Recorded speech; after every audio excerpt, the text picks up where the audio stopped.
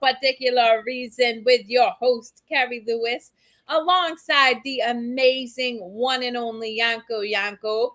And we are here for episode 114 of For No Particular Reason, where we talk about anything, everything, and nothing in between.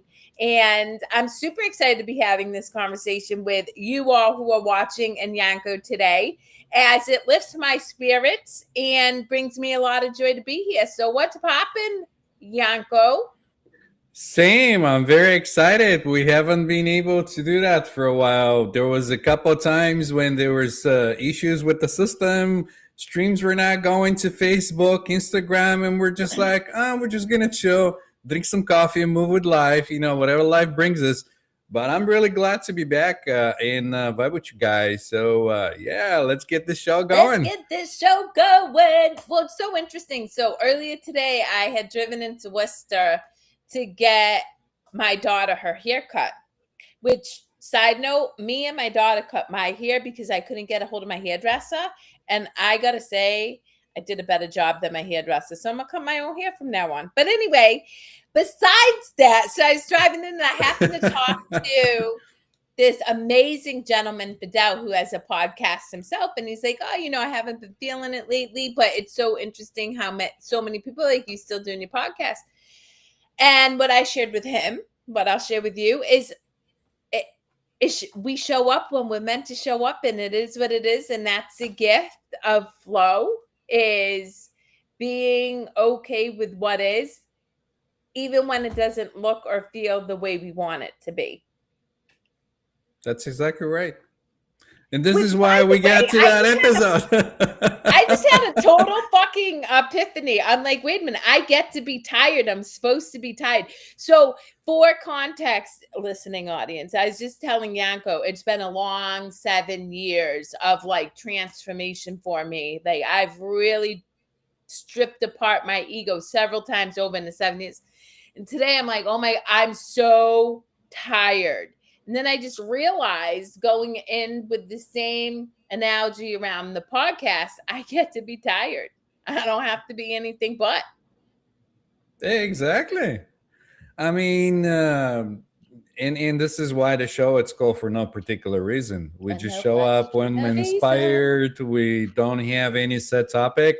And that, in some circles in marketing, will say, oh, you don't know, you're gonna get in, like, people won't know what to expect, and we're perfectly fine with that. Hell, you and I don't even know what to expect. Exactly. With each other and everything else. But I also think that this habit of expectation, right? My expectation of moving through Kundalini experiences creates suffering, because then there's a specified outcome that we have in our mind, and when it doesn't happen, we judge it as not good. And that's I mean, that's my ego's habit. I do it all the time. Yeah. I mean, the more you realize it and the more you stay in it, you realize that it takes you out of the present, of the now, and you're living in some kind of made up reality where you either thinking about the future or you're pondering on the past, and you're not present. It's a thief. Takes the joy out of everything. Yeah. Absolutely agreed. So what's popping in the world of Yanko? Hi, baby. It's just like happening, nothing particular, nothing. It's just I'm kind of like the show. I show up in life. Whatever happens. I enjoy it or don't enjoy it. It doesn't really matter. I got to witness it. That's the word I'm looking for. I got to witness it. Yeah. Well, you can witness me looking up the password for Billy, because she needs Nana's Wi-Fi password. So that's fine. You can share that, and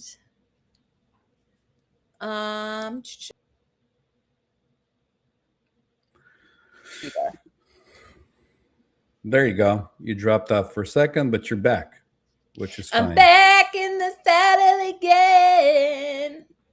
Mm-mm. So yeah, in just for the listeners and whoever it's watching, we had a little conversation before we started. Lately, I've been experimenting with Indian raga music, which it's supposed to bring you some joy and move some feelings inside and inspire some feelings. And that's the latest in the world of Yanko. You know, going in walks and just being present and having music create emotions in this body, and so that the observer can see and enjoy. So you influence young people, and I won't go into anything further than that out of respect, but what are your thoughts on encouraging young people, like little ones, to feel their feelings regularly, both females and males? I mean, I think that will an ultimate way will create a more self balance, self emotional balance being when he grows up in being able to express itself fully in every moment, instead of having to wear some kind of mask where they are not allowed to express their feelings, emotions, or whatever they're feeling like in the moment, or Yeah. pretending to be somebody else. I love that. Because Well, I was at the hairdressers earlier, as I mentioned, and mm, there's a little girl. She's like 1.5, 2 years old. I love her, but she was angry, and I was talking to her, and she's just very angry, and I loved it. I was like, I dude, love that you feel safe enough to express being angry, and right. you're not appeasing, me by just putting on a smile because I'm trying to cheer you up. Yeah. Not only that, but usually when something like that happens, certain people might say, "Well, you're not supposed to, make me look bad in front of people by throwing a tantrum and crying or whatever you're doing, or don't you dare crying," and just looking at them in the face, and they're just like, almost. And I've seen that kind of stuff happening too.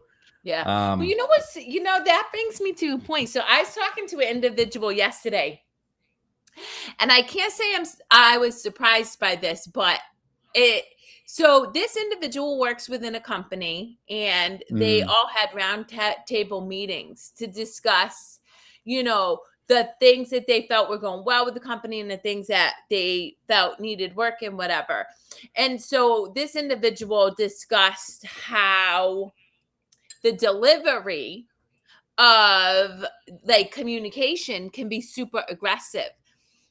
And the chief officer of this company was like, well, we just need to understand that some people are sensitive, and essentially they have to deal with the fact that um you know this person's a human, and basically not take it personal. And everybody in the room agreed with this chief people officer. And I challenged that to this individual. I said, absolutely not. That is the antithesis of, I think, how we do good business. We do have a responsibility to be mindful of how we deliver things, because everybody has emotions and they're bringing things in. And it's not okay to just, oh, you're having a bad day, so you can be super aggressive and treat people poorly because you're having a bad day. And we justify that in the workplace often. And the other thing I shared with this individual, and I really believe this, is I look at the culture now, like my daughters and the kids coming up who are already much more aware, like they mm. have a higher level of consciousness.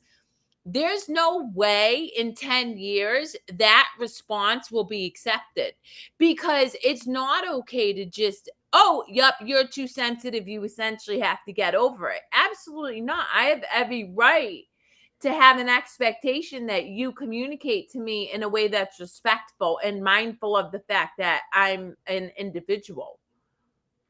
Well, that goes with the story what they were saying, and I'm gonna share it quickly, and then I'm gonna move on to what I'm thinking of it. Is like, you know, one of the monks was asking other, like, if you hold a cup of coffee or tea and somebody bumps into you, what's gonna, what makes it spill or whatever. In most of the people were saying, well, it's the people that bumped into the person that spill, and it spill, and that's why it spilled. But then he said, well, it spilled tea because he had tea inside, not because somebody bumped into it. So it goes the same with um, businesses. If the business have that insight is structure and how it's built, that's how it's going to portray itself outside to the world as well. And then people will either choose, mindful people will either choose to do business with this kind of type of business or not do business with this kind of type of business. And that ultimately, it's going to move businesses in a way where, they're going to be more mindful of their customers, because if there's no customers, there's no business. Yeah, Well, and the businesses thing are, is, and yeah, Hazir, I will speak to your comment momentarily, but what I was saying is, it took me a while to understand this because I was in survival mode. So I'm not going to sit here and say that I was a empathetic manager for the beginning of my career, because I certainly wasn't, but I kept learning to work on that.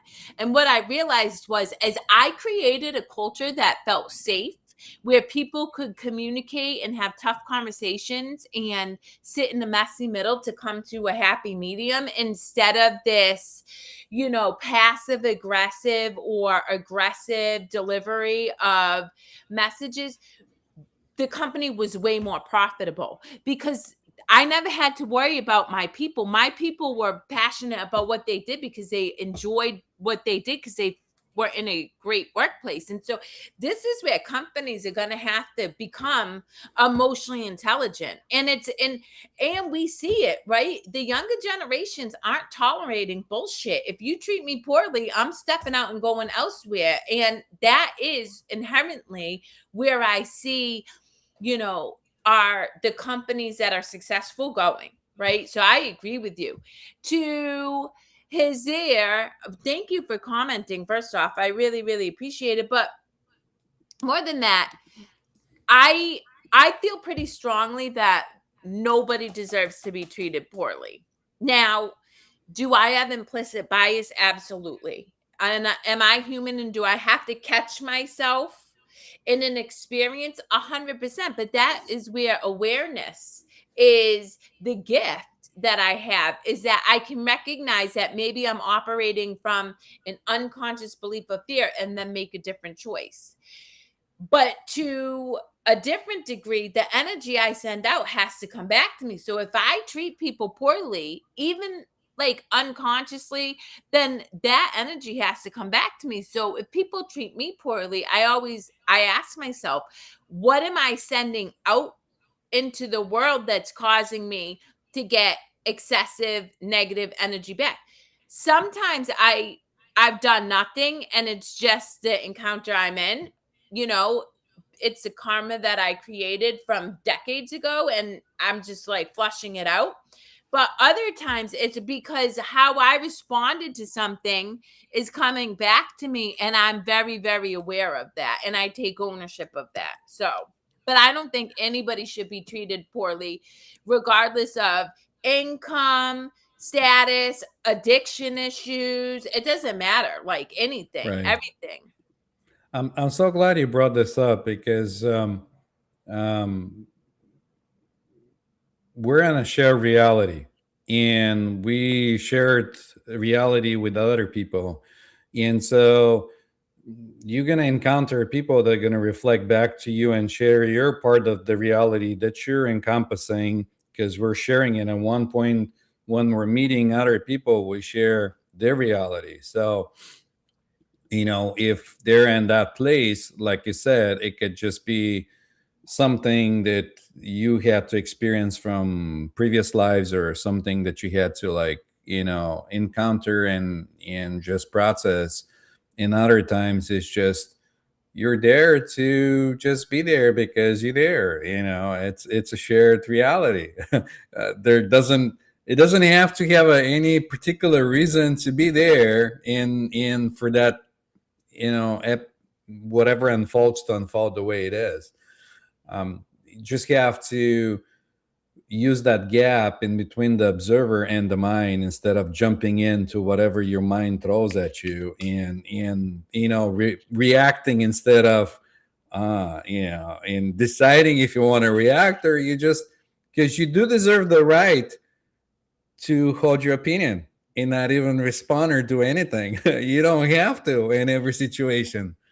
Well, it's so So interesting. So there's a couple things to that. So has there, I mean, DBT is great, but the reality is I don't see us doing rapid eye movements and going into every corporation. What Yanko suggests is much more practical and something that anybody can incorporate. It's breath work. Because the more you learn breath work, if you do 30 seconds of breath work every day, it's kind of like driving a car. In the beginning, it's cumbersome. But after a while, your automatic response to a situation where you would have reacted previously is to breathe, and then you can respond and make a more informed choice. And to what you were saying, Yanko, you can decide to respond or not, entirely up to you. And I'll use a really good example. So Nana, right, caught hate the other day because somebody created a flyer for him using AI.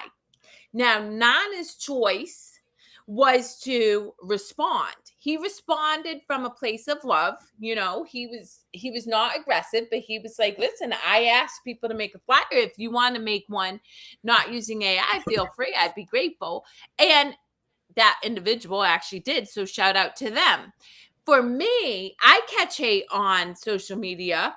People tell me I look like a boy. They say I'm inappropriate because I make totally what some people feel is obscene content with Nana.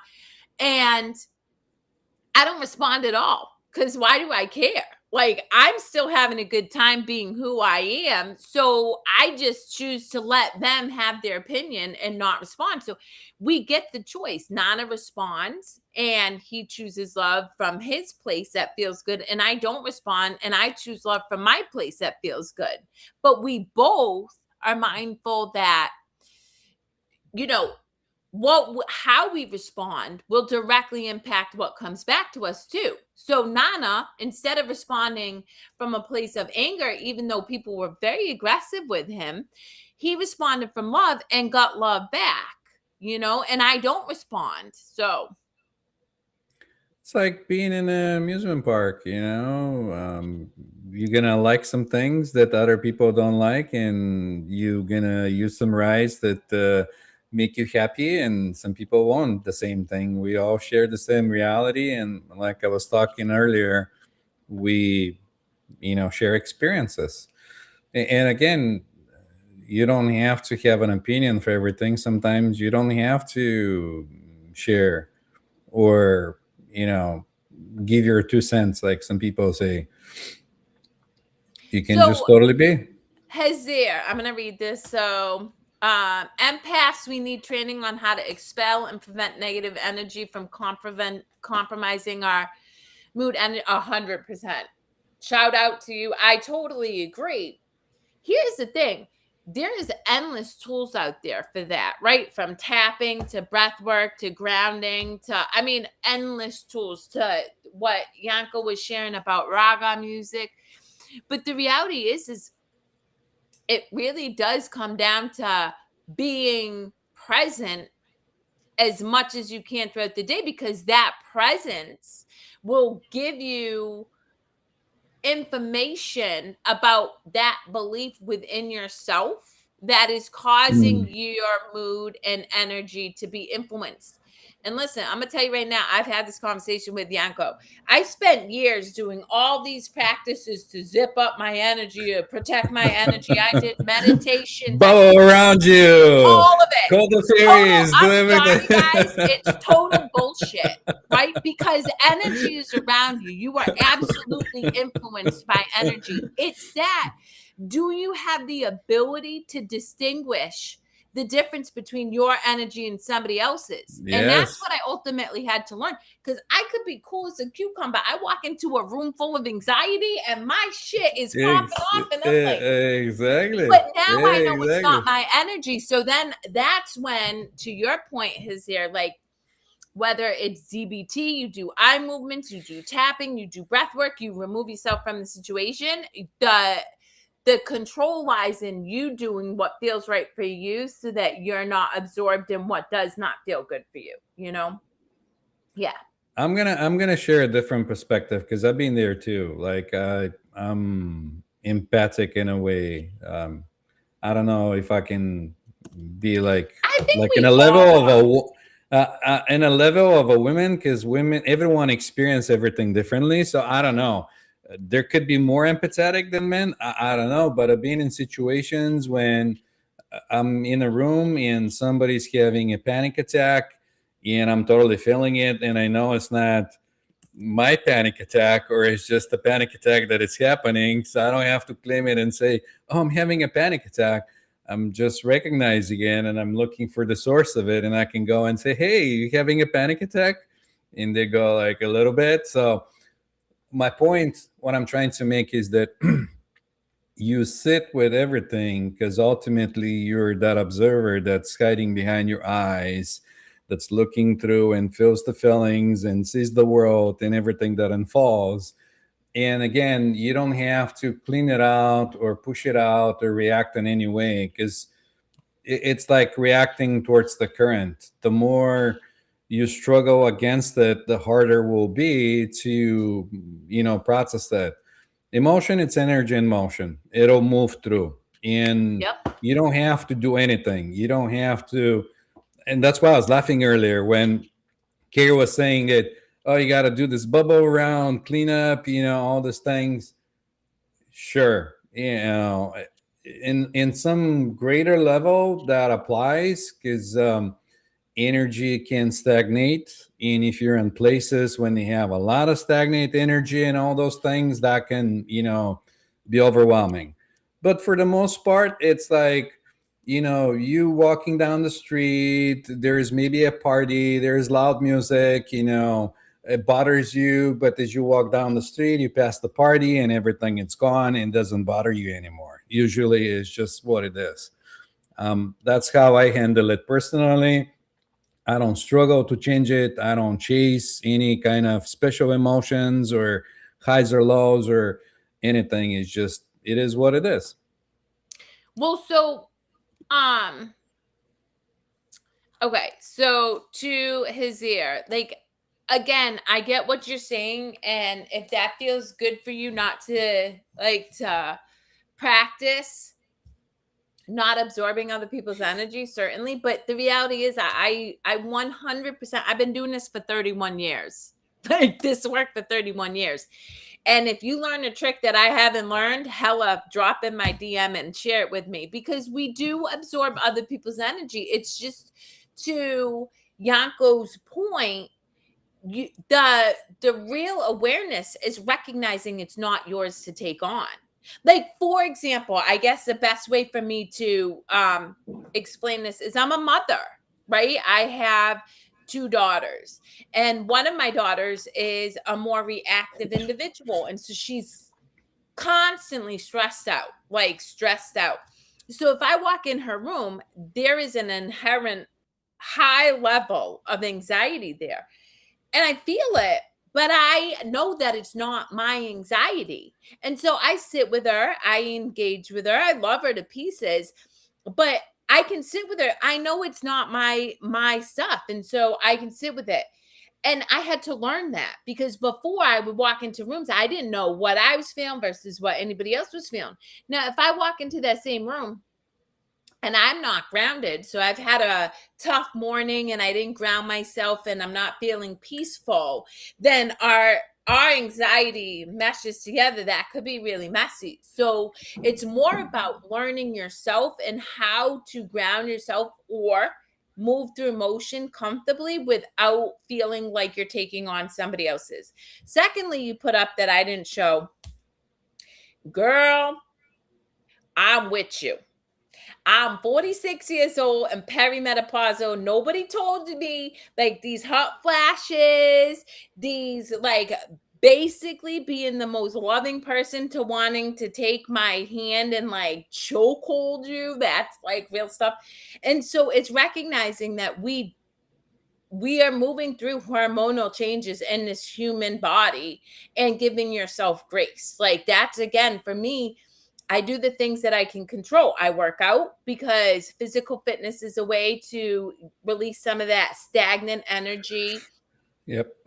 I take magnesium and creatine because those are two things that have been found after I've done endless research and from having experienced it myself that have mitigated hot flashes and restlessness at night. So I do the things, but at the end of the day, like my hormones are fluctuating, and if I'm emotional, all I can do is honor that experience, much like Yanko said, in terms of the fact that like we're having a human experience for a reason, and that means it's not always supposed to be happy and go lucky. We're gonna feel that angst. So all right, so hang on, I'm trying to think. Here is another perspective I'd like to give.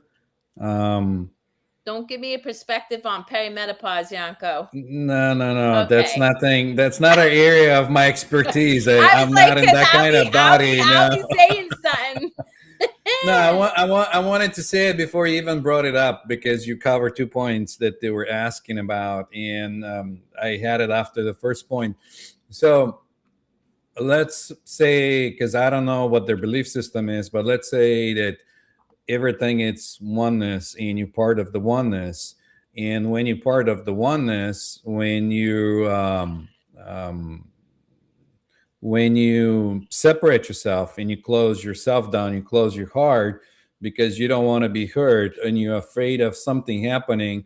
First of all, for one, that automatically lowers down your vibration because now you're living in fear, you're not living in love or whatever you are, because you want to protect yourself. And second, you separate yourself from your environment, from your surrounding, and now you're no longer part of the whole, but you're part of the whole. You're meant to move with the whole and feel whatever the whole it's moving. Kind of like if the wind blows this way, the trees are moving that way and the other way around. So that's what I wanted to brought up and talk about. um Yes, I agree with you. Sorry, I'm trying. The comments are coming in hard and fast on Instagram, and me and Yanko really appreciate you guys Yeah, we engaging. love So it. You thank you. guys do share. It's Yeah. taking me a minute to stay on top of them and process what Yanko was saying, but I do agree with you, Yanko. We are part of the collective whole, and you and I have talked about it in the past where we've said both of us, and I even said this to Nick last week. I could totally disappear in the woods and be gone. Like if Mm. I wasn't a mom, I really do believe I would have dipped out of this like experience I'm having right now and just been a hermit in the woods.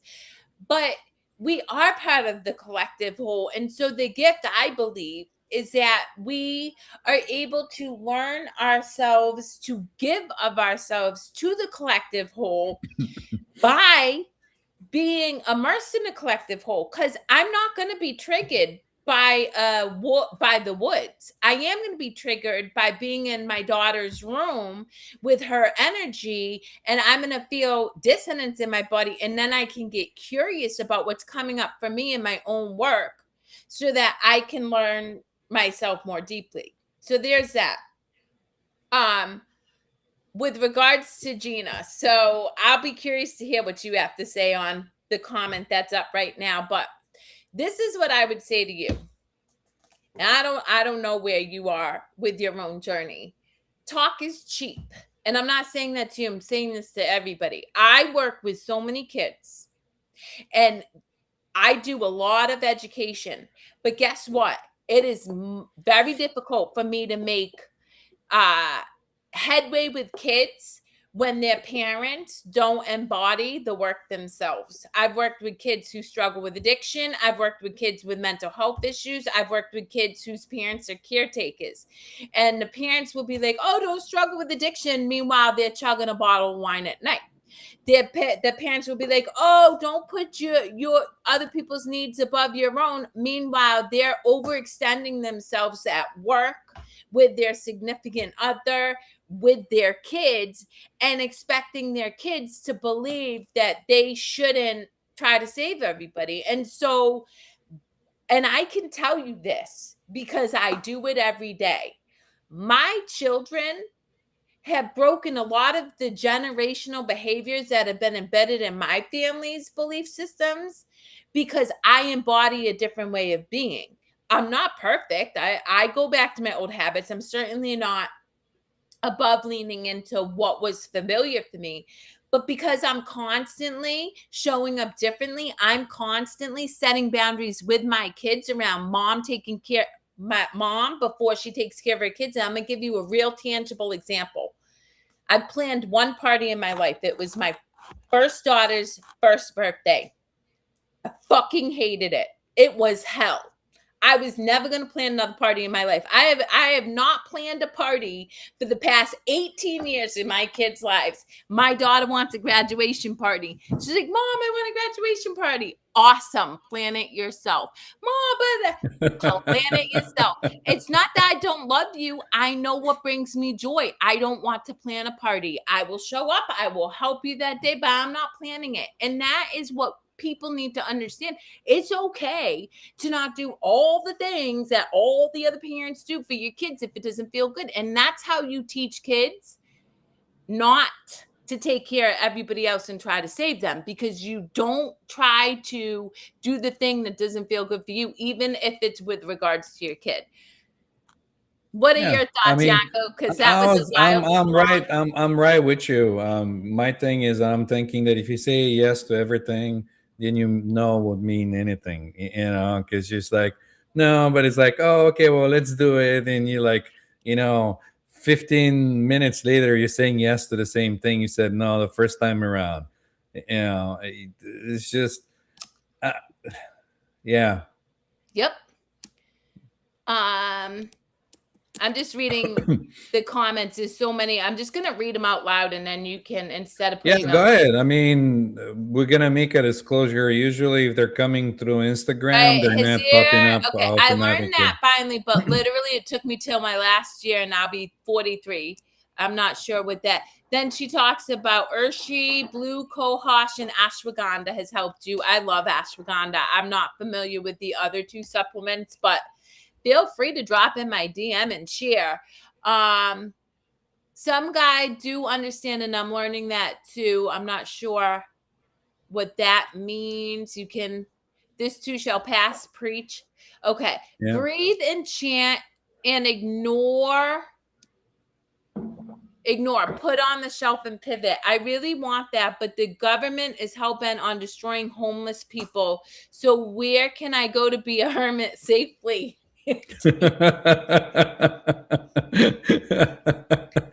Listen, Hazia, I have somebody that I work with who travels the country, and she shares a lot of insight around all the rules and regulations for parking a van and stuff. So while I don't have firsthand knowledge, I do have somebody who informs me a lot of the things that they face choosing to live a lifestyle that is not typical of the average American. So I can appreciate that challenge. And I would just encourage you to keep finding ways to honor yourself and what feels right for you, because our superpower lies in our unique individualism. And then, right, and I'm getting there myself too, but sometimes I don't know how to say no, and I have to reinforce myself on this again because, like my new partner, I don't want to say no to him. Oh, Yanko, go ahead, because you know I can spit facts on this one, but I'm going to leave this to you right now. I mean, you gotta honor yourself. Why are you there if you want to constantly say no? Like, just Is it something that it's mental, some kind of idea that you have, or is this really the truth? Ask yourself that question. Like, is this like why am I even staying in this relationship? Like, what keeps me there? If you constantly want to say no to things, yeah. Well, no, okay, this is where me and you were going to vehemently disagree. Um, because I don't think it's about that. So I'm going to give you a real example that I encountered recently. Um, an individual is in a relationship with somebody, they love this person a lot. But this person doesn't know how to say no, so overextends themselves.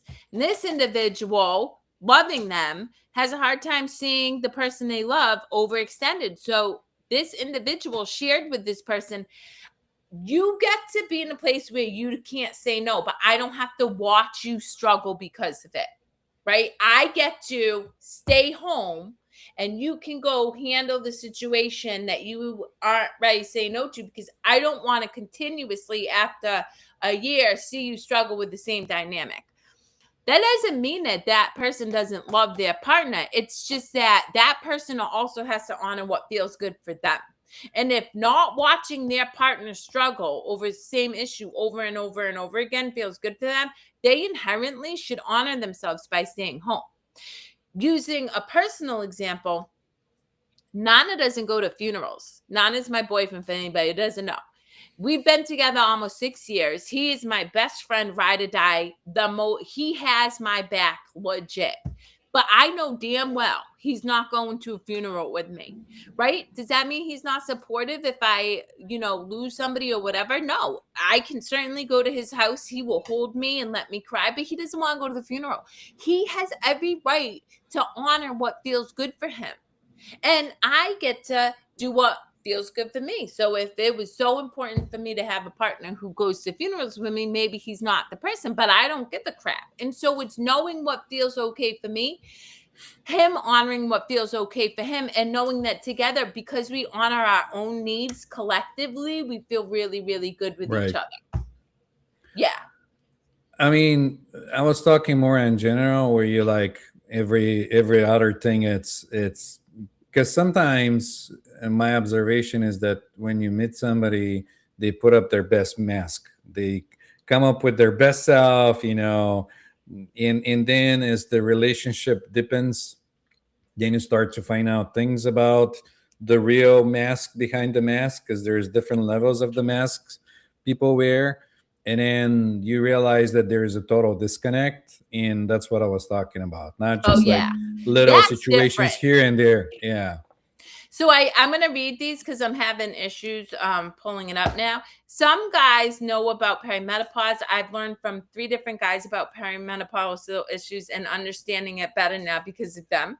Shout out. I mean, that goes to communication. Okay, Nana has cool. no clue about perimenopause because he's a guy and he's 37. I'm 46.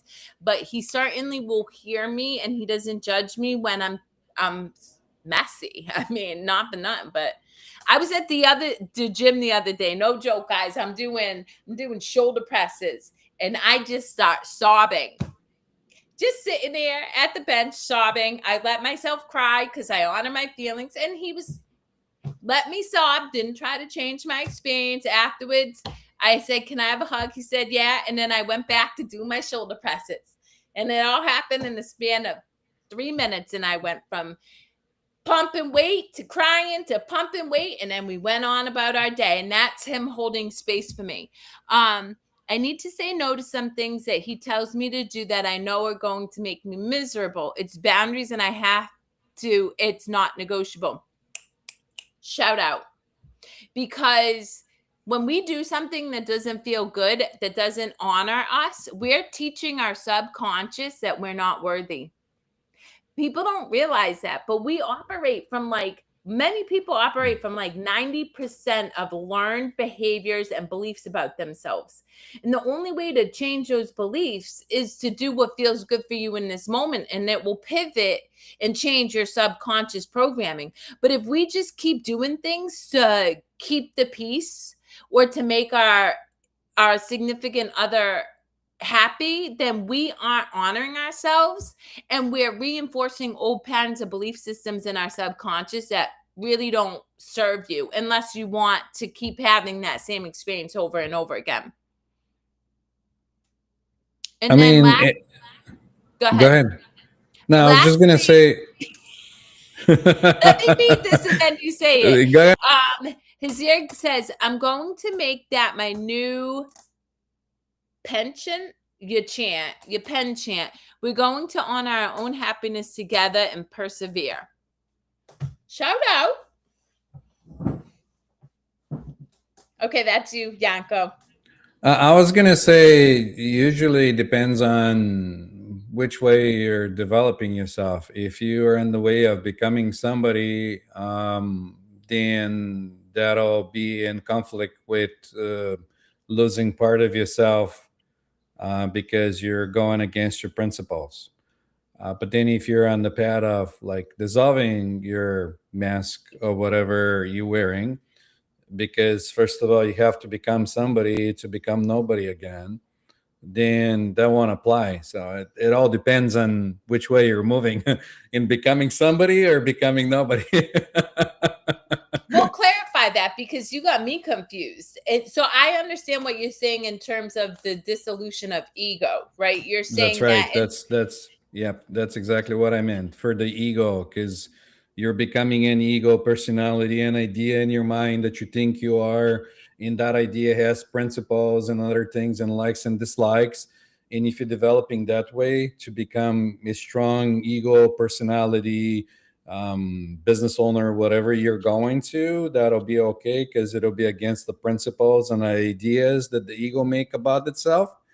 But then when you become somebody and you realize that's not it, because you're everyone, I think, but I can talk about myself, have that inner desire to find themselves or to express themselves, and find out that after getting to that point, that's not it. And they start going back in the way of becoming nobody and dissolving the ego, then that'll be perfectly okay. what will be okay. If that's how things are going, if it's struggle against the ego and it brings up things that points up the ideas that you made up about yourself, is an ego or a mask. Well, so I guess like for me, I'm trying to understand um because I would like to believe, and maybe this is my ego convincing me, that I've dissolved my ego to a degree is dissolving, and yet I inherently am not going to do things that feel icky. So are you saying that you're feeding your ego by not doing things that feel icky? I mean, there is a space in between the presence, the observer, the I am presence inside of everyone, which is beyond the mind. It's a one step above, because that's the presence that recognizes the thoughts, recognizes the emotions, and all those things. And when that presence starts to become more obvious than the ego, then anything that ego does or the mind gives you, that observer there is just going to see it and say, oh, I see what's going on. It'll be an Yes. understanding. And then that'll just dissolve naturally. It won't be a struggle. But then again, it's to get to that point, you have to become somebody. You have to become an ego. You have to have your mind developed in personality or whatever you think or ideas that you have about yourself, until you get to a point and you really sit and you say, who am I really? Like, where am I coming from? Am I this body? Am I this emotions? Am I the thoughts? Or what's going on here? Well, for the listening audience, I'll tell you right now, I'm joy. And if it doesn't bring me joy, and if it's pushing against what makes me peaceful, which allows me to experience peace, it's not for me. And whether that's ego or the higher consciousness, don't really care. That's just nature of my human experience at this point in my life. It's I was just giving it as an example. No, no, no. And it's a beautiful example. And I do get it. I really do. Because our ego does dissolve, right? And you and I, from a really high level awareness and consciousness perspective, get like uh once you're aware, you can unintentionally recreate more identities, right? Like the healer, like the person Yeah, who's done the work and now I'm a healer, or whatever. Like we fall into a different egoic identity. So in that yeah, respect, I totally get it, right? But I also understand that inherently energy is loving. Consciousness itself is pure yep, love, right? It's yep, bliss, it's abundance, um it's grace. And so whether, and this is my work, right? Because I was just telling you earlier, I'm tired, totally an ego thing. But my work for myself is, okay, maybe I'm feeding ego, I don't know, but I am going to feed the ego from a place of the higher consciousness energy, which is love, grace, compassion, and joy. And so I can give grace to an individual, anybody, right? But if being in an experience with them feels icky to me, it's not joy filled, I'm not going to be part of that experience anymore. And whether or not that's my ego or me being driven by higher consciousness, I don't know, but I'm okay with regardless of what it is. I don't need to understand it. Does that make sense? yeah, yeah, yeah. We've had this conversation before, and this is where you have a different experience that I do. I'm sitting in any kind of situations because I like to be present. I don't, and that's why I was going with the emotions earlier, saying that I don't have to like interact with the emotions. I can sit and watch it for what it is. I don't have to try to escape it, change it, change the person on the other side or do anything like it. I just have to be present and honor whatever it's unfolding to unfold the way it's unfolding. And so for a bit of time, there was the knowing that maybe there is only the joy and everything else. But then I come to know that they're the same thing with two different opposite ends, like a magnet, south and north pole. You have to have the joy to, or you have to have the pain to understand the joy.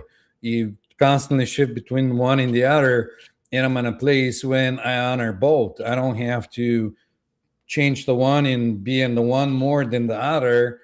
I just know that, like somebody was saying earlier, this shall pass as well. Yeah. Yeah. Yep. Love it. I love how we it really is a show about everything, nothing, and anything in between. I And know. I Hazir, I know. really appreciate your commenting as well as Gina, because it really makes for a more lively and engaging conversation. Right. We love you guys. We love to have chats with different people, express having conversations about different topics, express our views, share views with you guys. Um, I always like a good conversation with anybody. Grab a coffee and just have a conversation. Yep, agreed. Yeah, Well, with yeah. that, I don't know. I feel like that's a pretty solid conversation. I got very little to say.